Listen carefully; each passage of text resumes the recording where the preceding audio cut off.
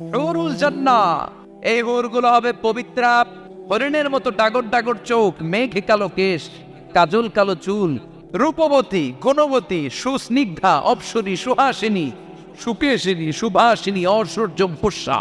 আমরা ঘুষ মুক্ত বাংলাদেশ চাই। আমরা চাই না আমাদের অফিস আদালতগুলোতে ঘুষের কালচার প্র্যাকটিস হোক। আমরা এটা চাই না। আমরা চাই দুর্নীতিমুক্ত একটা বাংলাদেশ, যে বাংলাদেশে মানুষ থাকবে স্বাধীন, তার কথা বলার স্বাধীনতা, তার সব ধরনের স্বাধীনতা যেখানে নিশ্চিত হবে, যেখানে খাদ্যে ভেজাল দেয়া হবে না, ওজনে কম দেয়া হবে না, মাছে ফরমালিন দেয়া হবে না, যে দেশে টেন্ডারবাজি থাকবে না, চাঁদাবাজি থাকবে না, কোন সুন্দরী নারী রাত্রিবেলা একা একা হেঁটে যাবে, তাকে ধর্ষিতা হওয়া লাগবে না। এরকম বাংলাদেশ আমরা চাই কি চাই না? এরকম বাংলাদেশ যদি চাই তাহলে এই কিতাবটা মানতে হবে। চিল্লা এখন ঠিক কিরা? আর সব সময় প্রশংসা করতে হবে একজনের, তিনি কে? কেউ যেটা পারে না, পারে কে? আল্লাহর মতো ক্ষমতাশালী কেউ আছে? কথা বলেন। তার ধনভাণ্ডারের কোনো কুল কিনারা আছে? তার দয়া মায়ার কোনো পরিসীমা আছে? আল্লাহ বলেন, লাউ আন্না আউওয়ালাকুম ওয়া আখিরাকুম ওয়া ইনসাকুম ওয়া জিন্নাকুম, পৃথিবীর শুরু থেকে শেষ অবধি যত মানুষ পৃথিবীতে এসেছে, আছে এবং আসবে, সবাই যদি একটা প্রান্তরে দাঁড়িয়ে হাত পেতে আমার কাছে চাইতে শুরু করে দেয় যে আল্লাহ এটা দাও, ওটা দাও, নারী দাও, গাড়ি দাও, বাড়ি দাও, ক্ষমতা দাও, সব দাও, আর আমি সবাইকে যদি একটার পর একটা দিতে দিতে তাদের সব চাওয়াগুলো আমি দিয়ে ফেলি, তারপরেও আমি আল্লাহ ধনভাণ্ডারের 1 ইঞ্চিও কমবে না। এজন্য সবসময় চাইবো কার কাছে? ইযা সাআলতা ফাসআলিল্লাহ ওয়া ইযা ইসতাআনতা ফাসতাইন বিল্লাহ। সাহায্য চাইতে হয় কার কাছে যাব? নাকি খাজা বাবার কাছে, দয়াল বাবা, ছোট হুজুর, বড় হুজুর? কারো কাছে সাহায্য চাওয়া যাবে? কার কাছে সাহায্য চাবো? সব সময়ের জন্য আমরা আল্লাহর কাছে সাহায্য চাইতে পারি। আল্লাহ তুমি তৌফিক দাও। আরো জোরে পড়েন আমিন। আসল শুরুতেই আমরা আল্লাহ রাব্বুল ইজ্জাত ওয়াল জালালের দরবারে শুকরিয়া জানাই যে আল্লাহ তাআলা আজকে এমন চমৎকার একটি পরিবেশে আমাদেরকে মহাবিশ্বের মহাবিশ্বয় মহাগ্রন্থ আল কোরআন থেকে কথা শুনবার একটি পরিবেশ করে দিয়েছেন। আসুন আমরা পড়ে নেই সবাই একসাথে সমস্বরে সুউচ্চ কণ্ঠে কালিমাতুশ শুকর, আলহামদুলিল্লাহ। সবাই পড়েন, রব্বানা লাকাল হামদ হামদান কাসীরান তাইয়্যিবান মুবারাকান ফীহি ইয়া রাব্বি লাকাল হামদু কামা ইয়ানবাগি লিজালালি ওয়াজহিকা ওয়া আযীমি সুলতানিকা লাকাল হামদু বিল ঈমান লাকাল হামদু বিল ইসলাম লাকাল হামদু বিল কুরআন। আমরা প্রশংসা করলাম কার? সব সময় প্রশংসা চলবে কার? আল্লাহ তুমি সহি সমঝ দান করো। আরো জোরে পড়েন আমিন। সুন্নাতুল আম্বিয়া, সুন্নাতুল আম্বিয়া, সুন্নাতুস সিদ্দিকিন, সুন্নাতুস সলিহিন। সিদ্দিকিন হচ্ছে তারা যারা সত্য প্রকাশে, সত্য গ্রহণে আপোষহীন। সত্য রিসিভ করার ক্ষেত্রে, সত্য প্রচার করার ক্ষেত্রে সত্যের ব্যাপারে কোনো আপোষ চলবে না। চিল্লা এখন ঠিক কিনা? এটা মুমিনের বৈশিষ্ট্য। আর আপোষ করে হচ্ছে মুনাফিকেরা। মুনাফিকেরা হচ্ছে ভিতরে এক বাইরে আরেক, ওদের নাম হচ্ছে মুনাফিক। এরকম আছে না কিছু? ভিতরে এক বাইরে আরেক, এদের নাম ইউযহিরু খিলাফা মা ইউবতিন। ভিতরে আছে একটা, বাইরে কয় আরেকটা। মধু হই হই, সিলেটের মানুষও জানে এগুলা। মধু হই হই বিষ হাবাইলা, মানে বলে মধু, আসলে খাওয়ায় বিষ। আছে না নাই? এরা নেহি এদার নেহি ওদার, দারমিয়ান বে সাদার বাদার। এরা ডানেও যেতে চায় না, বায়েও যেতে চায় না। দুই নৌকায় পাড়া দিলে যে অবস্থা, ওদের ওই অবস্থা। ওরা যেদিকে বৃষ্টি দেখে ওইদিকে ছাতা ধরে, যখন যে ক্ষমতায় তারে তেল মারে। এরা উপরে ফিটফাট, ভিতরে সদরঘাট চিনেন? এরা উপরে ফিটফাট, ভিতরে সদরঘাট। এদের সাথে মুমিনের কোনো সম্পর্ক নাই। মুমিনের রাস্তা একটা, এটা সিরাতুল মুস্তাকিম। মুমিন সত্যের ব্যাপারে আপোষহীন, ঠিক কিনা? বিশ্বনবী মুহাম্মদ রাসূলুল্লাহ সাল্লাল্লাহু আলাইহি ওয়াসাল্লাম শিয়াবে আবি তালেবে জেল খেটেছেন, সুন্নাত পালন করেছেন 3 বছর, 3 ইয়ার্স। প্রথম বছর ছাগলের গোশত খেয়েছেন, দ্বিতীয় বছর ছাগল শেষ, ছাগলের চামড়া খেয়েছেন, তৃতীয় বছর চামড়াও শেষ, গাছের পাতা, ডাল আর বাকল খেয়ে বিশ্বনবী সাহাবাদেরকে নিয়ে জীবনযাপন করেছেন। জোরে কোন ঠিক কিনা? সাইয়েদনা ইউসুফ আলাইহিস সালাম জেল খেটেছেন 10 বছর। এটা হচ্ছে সুন্নাতুল আম্বিয়া, সদ্য এই সুন্নত পালনকারী আমাদের প্রধান অতিথি। খুশি না বেজার? বিশ্বনবী যখন বিদায় হজের লাস্ট সারমন কন্ডাক্ট করেছিলেন, সর্বশেষ ভাষণ, বিশ্বনবী বলেছেন, লাকাদ তারাকতু ফীকুম আমরাইন লান তাদিল্লু মা তামাসসাকতুম বিহিমা কিতাবাল্লাহ ওয়া সুন্নাত রাসূলি। আমি চলে যাব আর রেখে যাব দুটো জিনিস। এই দুটো জিনিসকে যদি তোমরা আঁকড়ে ধরতে পারো, তাহলে আমি চলে গেলেও তোমরা পথভ্রষ্ট হবে না। তার একটি হচ্ছে আল্লাহর কিতাব, আছে না নাই? আরেকটি হচ্ছে বিশ্বনবীর সুন্নাহ। এই দুটো জিনিসকে যেন আমরা আঁকড়ে ধরতে পারি, আল্লাহ তুমি তৌফিক দাও। আরো জোরে পড়ে না আমিন। আসেন আমরা আল্লাহর নামের 3টা তাকবীর দিয়ে সরাসরি মহাবিশ্ব মহাগ্রন্থ আল কোরআন থেকে আলোচনাতে চলে যাই। 3টা তাকবীর আমরা ভাগাভাগি করে দেই। প্রথম তাকবীর দেব বিবাহিতরা, দ্বিতীয় তাকবীর পড়ব অবিবাহিতরা, তৃতীয় তাকবীর সবাই পড়ব ইনশাআল্লাহ। পড়ে বিবাহিত কারা কারা আসছেন দেখি, হাত তোলেন। সুজানগরের ভাইরা অনেক এসেছে, মাশাআল্লাহ, হাত নামান। অবিবাহিত কারা কারা এসছে দেখি। সর্বনাশ, আজকে তো ওরা একেবারে পতাকা উঠায় বিজয় করে ফেলবে মাঠ। তো ঠিক আছে, আমরা বিবাহিতরা প্রথমে একবার আল্লাহর নামের তাকবীর পড়ব, তারপরে অবিবাহিতরা, তারপরে সবাই মিলে। শুরুতে বিবাহিতরা পড়বেন, আমি পড়ব লিল্লাহি তাকবীর, বিবাহিতরা পড়বেন আল্লাহু আকবার। বিবাহিত ভাইরা রেডি? প্রথমে আপনাদের performance, let's make the performance. বিবাহিতরা তাকবীর পড়েন, লিল্লাহি তাকবীর। মাশাআল্লাহ, তাবারাকাল্লাহ। এবার অবিবাহিতদের পারফরম্যান্স, ওদের কাশাকাশি শুরু হয়ে গেছে। পারফরম্যান্স সেশন রেডি, গায়ের রক্ত গরম এদের, তাই না? এদেরকে দিয়েই সব সম্ভব। মুসলমান যুবক, তোমাকেই খুঁজছে বাংলাদেশ। তোমার কাঁধে অনেক দায়িত্ব।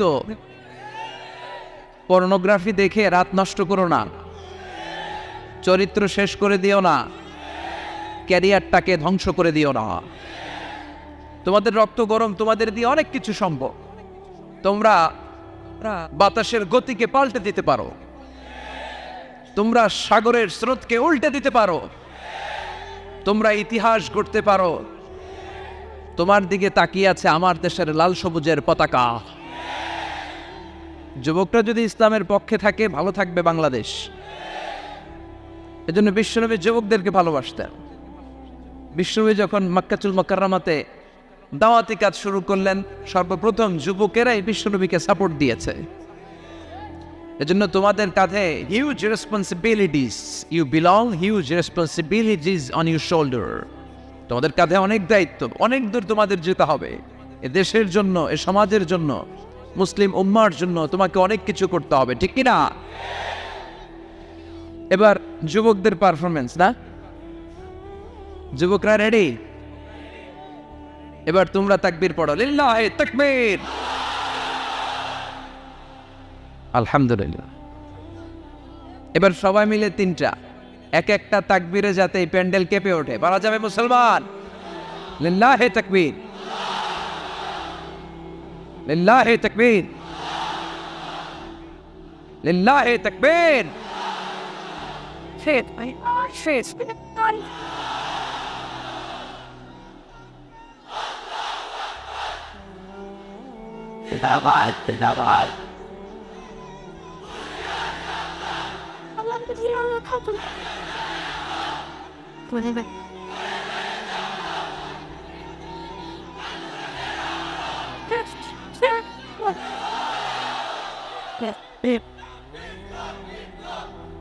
আল্লাহ আমাদের স্লোগানকে তুমি কবুল করো।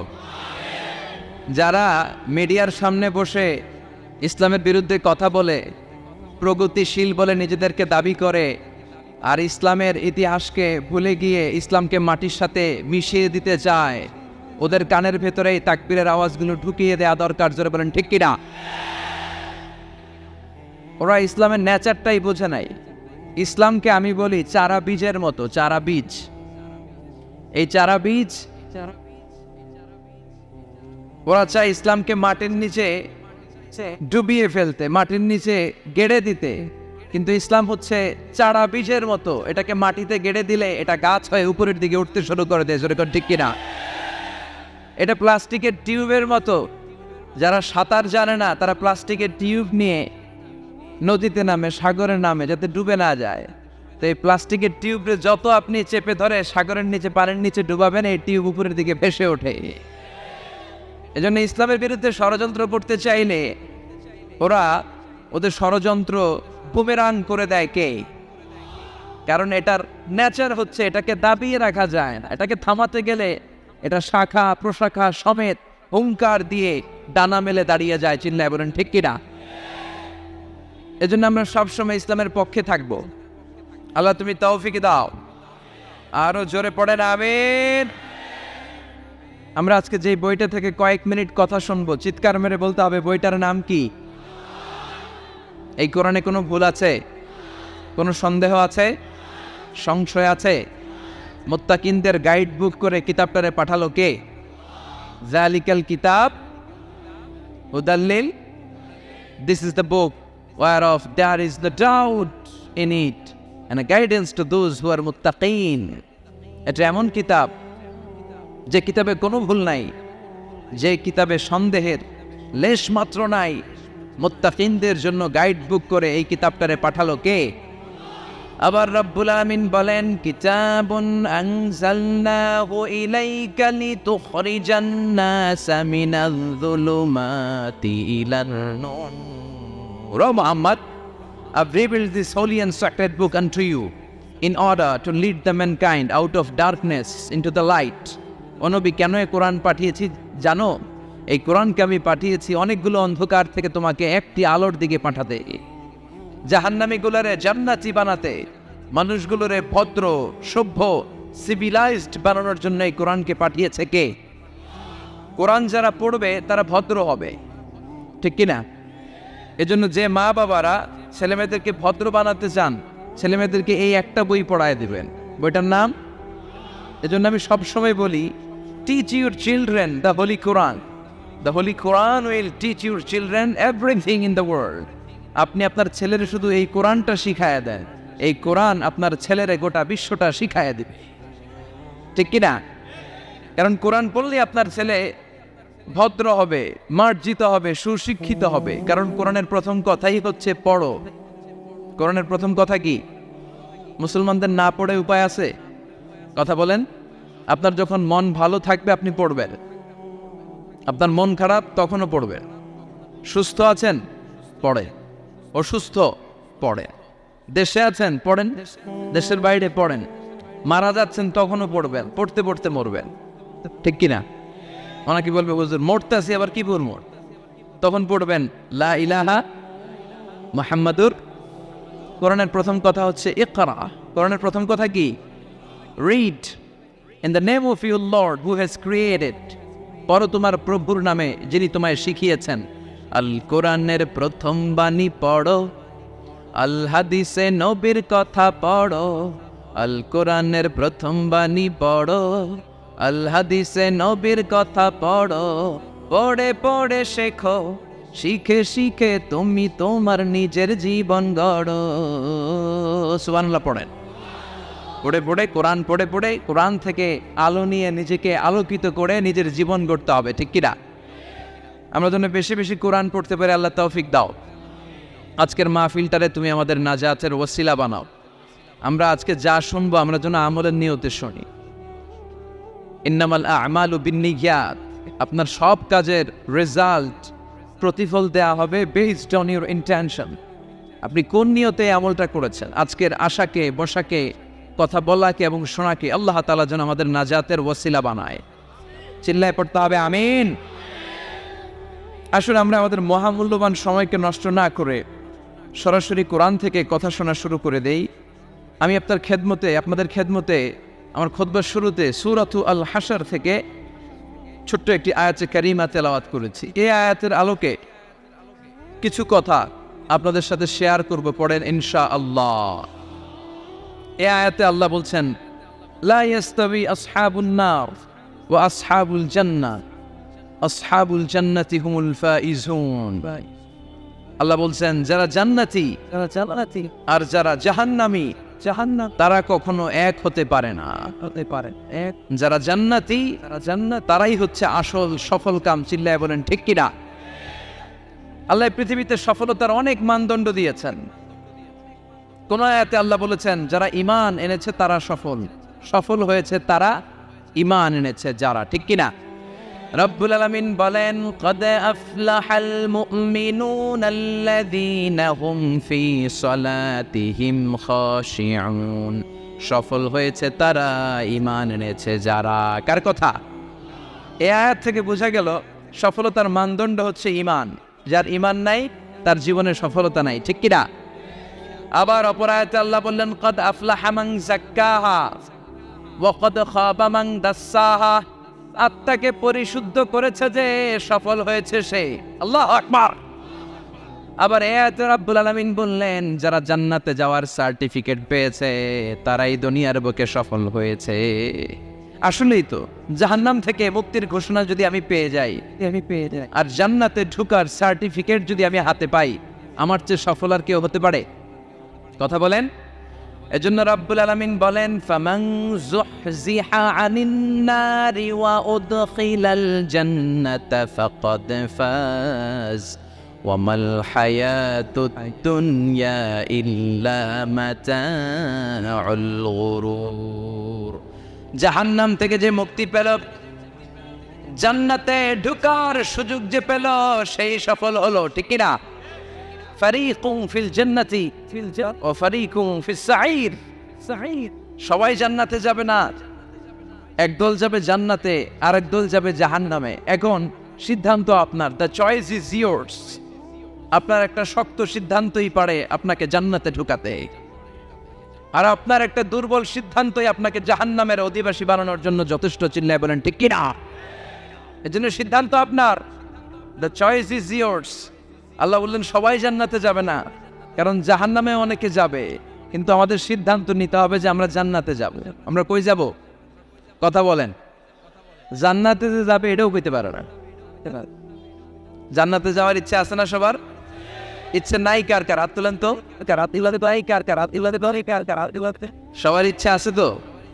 আমরা জান্নাতে যেতে চাই, কারণ জান্নাত হচ্ছে আরামের জায়গা। আরাম চায় নাকি? সবাই আরাম চায়, ঠিক কিনা? জান্নাত যদি আরামের জায়গা হয়, তার মানে জাহান্নাম হচ্ছে ব্যারামের জায়গা। ব্যারাম বুঝেন? ব্যারাম কষ্টের জায়গা। জাহান্নাম হচ্ছে কষ্টের জায়গা, জান্নাত হচ্ছে আরামের জায়গা। জান্নাতে কোনো টেনশন নাই, জান্নাতের ভেতরে কোনো ঝামেলা নাই, জান্নাতে কোনো মারামারি নাই, কিলাকিলি নাই, হরতাল নাই, গদি লইয়া টানাটানি নাই, ঠিক কিনা? জান্নাতের ভেতরে তুফান নাই, বন্যা নাই, ভূমিকম্প নাই, পুলিশের দৌড়ানি নাই। কথা কন। যা দৌড়ানি খাওয়ার দুনিয়াতে আমরা খেয়ে ফেলাইছি। জান্নাতে হবে আরাম। জান্নাতকে মজা লেলো, জান্নাত তোমারি হ্যাঁ। ওই দিন জান্নাতীদের মজা দেখা যাবে। কি আনন্দ, কি বিজয় উল্লাস, কি তাকবীরের স্লোগান। সেই আনন্দ ঘন সময়ের জন্য আমরা অপেক্ষায় আছি। We are waiting for that day, we are waiting for that joyful moment. ওই চমৎকার সময়ের অপেক্ষায় আমরা আছি। তাহলে বুঝে গেল জান্নাত হচ্ছে আরামের একটা জায়গা। ওইখানে কোনো ব্যারাম নাই, কষ্ট নাই, রোগ বালাই নাই, কারেন্টের বিলের ঝামেলা নাই, গ্যাসের বিলের ঝামেলা নাই, মাস শেষে বাড়ি ভাড়ার টেনশন নাই। কথা কয় না? এই টেনশনগুলো নিত্য নৈমিত্তিক জীবনে আমাদের আছে না? জান্নাতে কি এই টেনশনগুলো আপনারা পাবে? কথা বলেন। তাহলে ওই জান্নাতে যেতে চায় না কারা? সবাই যেতে চায়, ঠিক কিনা? আমরা সবাই জান্নাতে যেতে চাই, চিল্লায় বলেন ইনশাআল্লাহ। আল্লাহ এখানে যেমনি তোমার কোরআনকে সামনে নিয়ে আমরা একসাথে বসেছি, জান্নাতুল ফেরদাউসের ভিতরেও তুমি আমাদেরকে একসাথে থাকার তৌফিক দিও। আরো জোরে পড়েন আমিন। এখন কি চমৎকার জান্নাত আল্লাহ তাআলা মুমিনদের জন্য তৈরি করে রেখেছে, শুনতে মনে চায়? শুনবেন শুনবেন কেমন জান্নাতে আমরা থাকব। আপনাদের এই স্যাক্রিফাইস, আপনাদের এই কষ্ট, আপনাদের এই ত্যাগ তিতিক্ষার বিনিময়ে কি নিয়ামত আল্লাহ তাআলা আপনাদের জন্য প্রস্তুত করে রেখেছে, এটা কি শুনতে মনে চায় না? আজকে আমরা কোন জান্নাতে ঢুকবো, আল্লাহর কাছে কোন জান্নাত চাইবো, জান্নাতের কোয়ালিটিগুলো কেমন, এই জান্নাতের ব্যাপারে আল্লাহ তাআলা কোরআনের ভিতরে কি কি বলেছেন, জাহান্নামের ব্যাপারে কি কি বলেছেন, সব শুনে যাব ইনশাআল্লাহ। পড়েন আর জোরে পড়েন ইনশাআল্লাহ। রব্বুল আলামিন বলেন ফালা তা'লামু নাফসুম মা উখফিয়া লাহুম মিন কুররাতি আ'য়ুনিন জাযাআম বিমা কানু ইয়ামালুন। মুমিনদের জন্য তো চমৎকার জান্নাত আমি তৈরি করে রেখেছি, কোনো মানুষ কল্পনা করতে পারে না কত সুন্দর জান্নাত তাদের জন্য অপেক্ষা করেছে। সুবহানাল্লাহ। এটা যে কত সুন্দর, ইউ কান্ট ইমাজিন ম্যান, আপনি কল্পনাই করতে পারবেন না। আ'তাতুলি ইবাদিয়াস সালিহিন, আমি আমার সালেহ বান্দাদের জন্য প্রিপেয়ার করে রেখেছি এমন জান্নাত, মালা আইনুন রাত, যে জান্নাতের সৌন্দর্য কোনো চোখ দেখে নাই, ওয়ালা উযুনুন সামিআত, ওই জান্নাতের আওয়াজ কোনো কান শুনে নাই, ওয়ালা খাতারা আলা কলবি বাশার, মানুষের অন্তরে যত ধারণা হয়, চিন্তা হয়, জান্নাতের সৌন্দর্যে চিন্তার ধারণার বাইরে। মানুষ চিন্তা করে, ধারণা করে জান্নাতের সৌন্দর্য যে কত সুন্দর কল্পনাতেও আনতে পারবে না। সহিহ বুখারী এবং মুসলিমের বর্ণনা। মানুষ কল্পনাই করতে পারে না যে কত সুন্দর, এত সুন্দর কোনো দৃশ্যের অবতারণা পৃথিবীতে ঘটে নাই, তো কল্পনা করবে কি করে? কোনো কান জান্নাতের কোনো আওয়াজ শুনে নাই, কোনো চোখ জান্নাতের ওই নাজ নেয়ামত দেখে নাই, জান্নাতের সৌন্দর্যের কথা মানুষ কল্পনাতেও আনতে পারবে না। এই পৃথিবীতে যত সফটওয়্যার ডিজাইনার আছে, বিশ্ববিখ্যাত ওয়ার্ল্ড র্যাঙ্কিং এ যে সফটওয়্যার ডিজাইনারগুলো পুরস্কার প্রাপ্ত, সব ডিজাইনারদেরকে, আর্কিটেক্টদেরকে একসাথে বসিয়ে যদি জান্নাতের একটা চেয়ারের ডিজাইন করতে বলা হয়, সবার ডিজাইনগুলো একসাথে করলেও জান্নাতের চেয়ারের 10 ভাগের 1 ভাগও হবে না। চিল্লায় বলেন ঠিক কি না? আল্লাহ বলেন এত সুন্দর জান্নাত, এত চমৎকার, অ্যামেজিং। কেমন? Amazing, excellent, fabulous, awesome, marvellous, genius, supercalifragilisticexpialidocious, যেটার কোনো তুলনা হয় না, যেটা অসাধারণ, আনপ্যারালাল। চিল্লায় পড়েন আল্লাহু আকবার। ওই জান্নাতের জন্য অপেক্ষায় আছি আমরা, ওই জান্নাতে আমরা একদিন প্রবেশ করব ইনশাআল্লাহ। পড়েন, বিশ্বাস হয়? ফিল করতেছেন ভেতর থেকে, না শুধু কান দিয়ে শুনছেন? ফিল করতে হবে যে না, আমরা ঢুকবো ইনশাআল্লাহ। ওই জান্নাত আমাদের, মুমিন ছাড়া কেউ এই জান্নাতে প্রবেশ করতে পারবে না। জোরে বলেন ঠিক কি না? তো আসেন ওই জান্নাতে আমরা একটু প্রবেশ করি, জান্নাতের ভেতরে সবাই মিলে একটু ঢুকি। ঢুকবেন? ভয় পাইছে, ভয় পাইছে। ঢুকবেন? সাহস বেড়ে গেছে আবার, জান্নাতে ঢুকবে। আসেন ওই জান্নাতে ঢুকি। তো জান্নাতে একটা শপিং মলে যদি আমি ঢুকতে চাই, কোন দিক দিয়ে ঢুকি? মেইন গেট দিয়ে, মানে গেট ইউজ করতে হয়, দরজা দিয়ে ঢুকা লাগে। তো জান্নাতেরও দরজা আছে না নাই? কথা বলেন। বিশ্বনবী বললেন ইন্নালিল জান্নাতি সামানিয়াতু আবওয়াব, জান্নাতের রয়েছে 8টা দরজা, মিনহা বাবুন ইউসাম্মা আর-রায়্যান। 8টা দরজার মধ্যে স্পেশাল একটা দরজা আছে, ওই দরজার নাম হলো রায়্যান। লা ইয়াদখুলুহু ইল্লা সাইমুন, রোজাদাররা ছাড়া কেউ রায়্যান দরজা দিয়ে ঢুকতে পারবে না। আবার বিশ্বনবী বললেন মান দাখালাহা লাম ইয়াজমা আবাদা, একবার রায়্যান দরজা দিয়ে যে ঢুকবে, চিরকালের জন্য তার গলার তৃষ্ণা মিটিয়ে দিবে কে? সিয়াম যারা পালন করবে তাদের জন্য আল্লাহ তাআলা এই দরজা দিয়ে ঢোকার পারমিশন দিবেন। যেহেতু সারাদিন অল দ্য ডে লং সে তৃষ্ণার্ত ছিল, আল্লাহর ভয়ে কিছুই পান করে নাই, এজন্য রায়্যান দরজা দিয়ে ঢোকার সুযোগ সে পাবে, আর একবার ঢুকলে তার গলায় আর তৃষ্ণা থাকবে না। বিশ্বনবী বললেন এই 8টা দরজার অনেক মাহাত্ম্য। সাহাবাদেরকে নিয়ে জান্নাতের দরজার বর্ণনা দিয়ে বিশ্বনবী বললেন, তোমাদের মধ্যে এমন একজন সাহাবা আছে, জান্নাতের প্রতিটা দরজা ওই সাহাবাকে ডেকে ডেকে বলবে, আপনি আমার দরজা দিয়ে জান্নাতে ঢুকেন। প্রতিটা দরজা চাইবে সেজন্য ওই দরজা দিয়ে ঢুকে। সাহাবারা বলল, ইয়া রাসূলুল্লাহ, ইয়া হাবিবাল্লাহ, কে সেই সাহাবী? কে সেই মহান সাহাবী যেই সাহাবীকে জান্নাতের 8টা দরজায় ডাকতে থাকবে, ইনভাইট করবে, অন্য দরজা দিয়ে যাবেন না, আপনি আমার দরজা দিয়ে ঢোকেন। বিশ্বনবী বললেন, সেই সাহাবী হলো আমার হিজরতের সঙ্গী আবু বকর as-সিদ্দিক। পড়েন সুবহানাল্লাহ। কি ব্যক্তিত্ব ছিল, অসাধারণ ব্যক্তিত্ব, পার্সোনালিটি। 8টা জান্নাতের দরজায় ওনাকে ইনভাইট করবে, আসেন আসেন আমার দরজা দিয়ে ঢুকেন। সাইয়েদনা আবু বকরের এত সম্মান, উনি সবগুলো দিয়ে ঢুকতে পারবে, আমাদের পারমিশন থাকবে না, এটা কি হতে পারে? সাইয়েদনা আবু বকর আমাদের লিডার না? কথা বলেন, কথা বলেন। তো লিডার যেটা দিয়ে যাবে আমরাও যাবে ওটা দিয়ে, চিল্লা এখন ঠিক কিনা? এজন্য বিশ্বনবী বললেন, শোনো শোনো, চিন্তার কারণ নাই, মন খারাপ করার কোনো বিষয় নয়।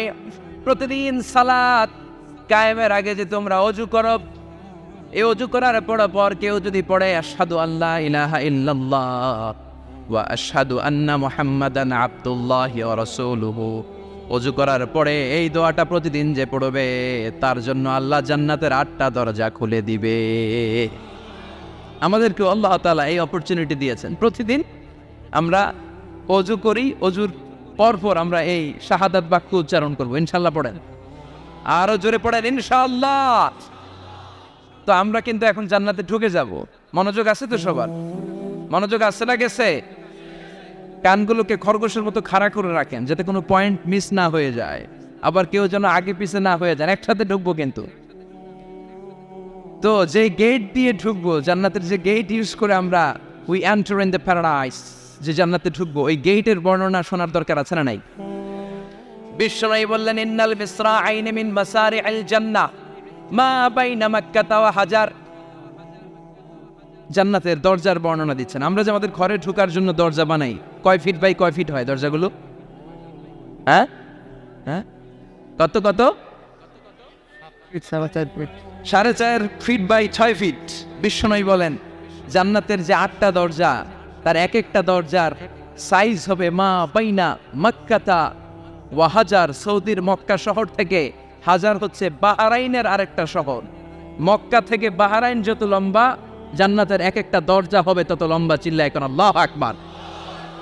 তার মানে এক ধাক্কায় কয়েকশো কোটি। সুবহানাল্লাহ বাড়িতে গিয়ে কয়েন, এক ধাক্কার চোটে কয়েকশো কোটি ঢুকে যাবো আমরা। সুবহানাল্লাহ পড়েন। এই জান্নাতের ভেতরে কিন্তু ক্লাস আছে সম্মানিত ভাইয়েরা। Higher class, lower class, middle class, economic class, first class, second class, third class, promo class, special class. বিমানের মধ্যে থাকে না একটা